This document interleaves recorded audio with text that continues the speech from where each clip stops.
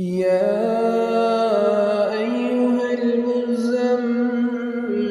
قم الليل إلا قليلا نصفه أو انقص منه قليلا أو زد عليه ورتل القرآن ترتيلا إنا سنلقي عليك قولا ثقيلا إن ناشئة الليل هي أشد وطئا وأقوم قيلا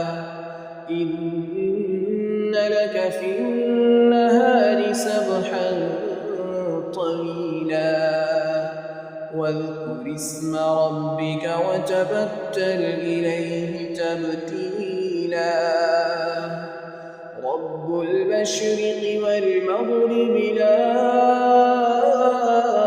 إله إلا هو فاتخذه وكيلا واصبر على ما يقولون واهجرهم هجرا جميلا وذرني والمكذبين أولي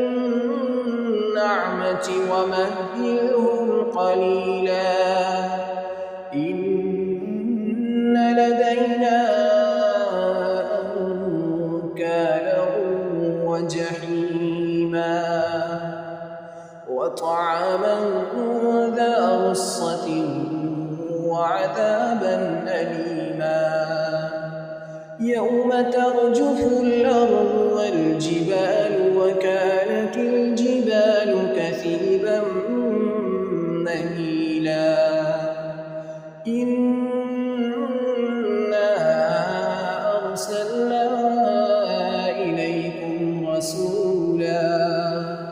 شاهدا عليكم كما أرسلنا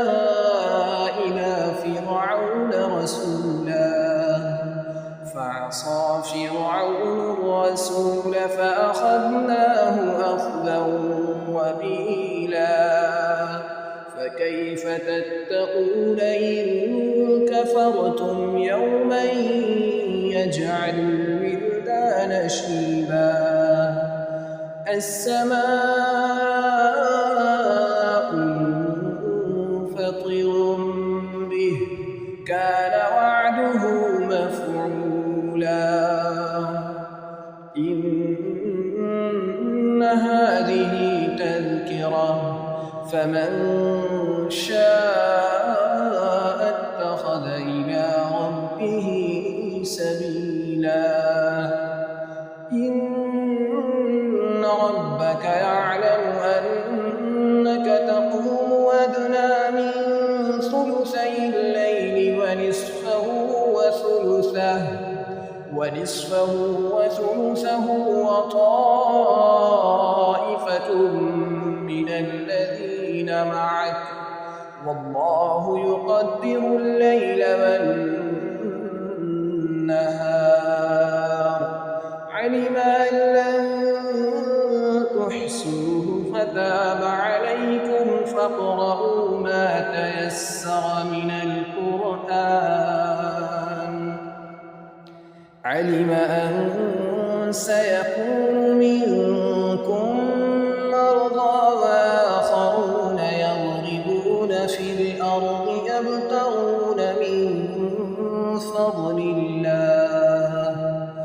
يبتغون من فضل الله وآخرون يقاتلون في سبيل الله فاقرؤوا ما تيسر منه وأقيموا الصلاة وآتوا الزكاة وأقرضوا الله قرضا حسنا وما تقدموا لأنفسكم من خير تجدوه عند الله هو خيرا وأعظم